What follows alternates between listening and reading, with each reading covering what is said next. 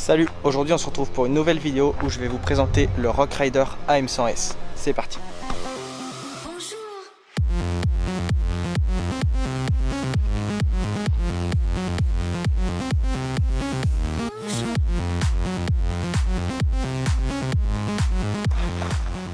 Donc je vais commencer par vous présenter tous les composants du vélo. Donc on va commencer par le poste de pilotage avec le cintre. Donc c'est un cintre Rock Rider Comp Flat de diamètre 31,8 mm.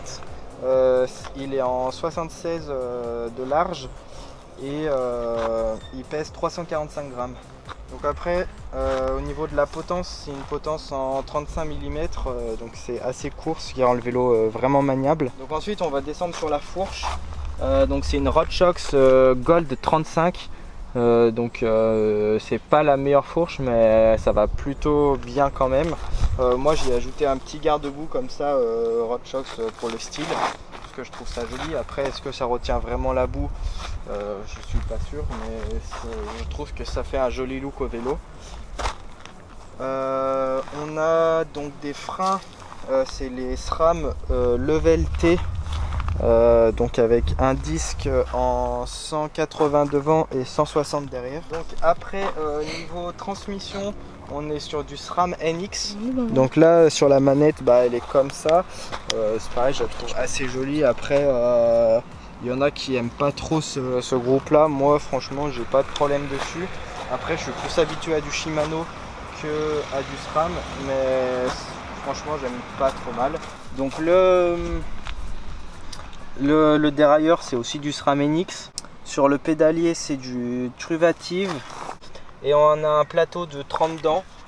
Donc derrière on a une cassette 12 vitesses donc en 11,50, donc ça va pas trop mal, le 30 devant et le 11,50 derrière, avec les roues en 29 pouces. Du coup les roues c'est du Sun Wrangler, donc c'est du 29 pouces en tubeless Reedy. Et au niveau des pneus, donc on a des Hutchinson, derrière c'est un Taipan qui est aussi en tubeless Reedy. Donc d'origine le vélo on le reçoit avec des chambres à air, mais on peut tout monter en tubeless. Et donc devant c'est un Toro qui est également en tubeless Reedy. Pour l'amortisseur, c'est un Manitou Macleod qui a été développé spécialement pour Rock Rider. C'est pas ce qui se fait de mieux. S'il y a bien un point noir sur le vélo, c'est ça.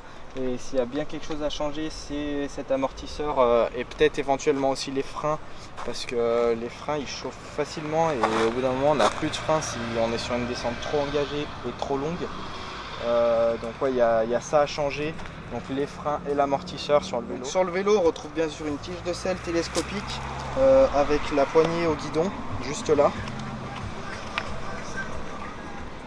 Donc ça va plutôt bien.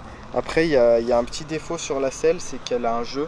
Vous voyez là il y a un peu du jeu, mais c'est vraiment pas que c'est pas assez serré ou quoi, c'est vraiment au niveau du plongeur. Donc voilà, mais sinon après elle va plutôt bien.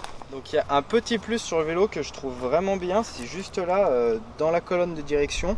En fait ils ont mis un petit caoutchouc là, et quand on l'enlève, et ça nous met directement dans la colonne de direction le support pour mettre un GPS Garmin. Donc ça évite de devoir mettre un support sur le guidon ou dans le prolongement de la potence.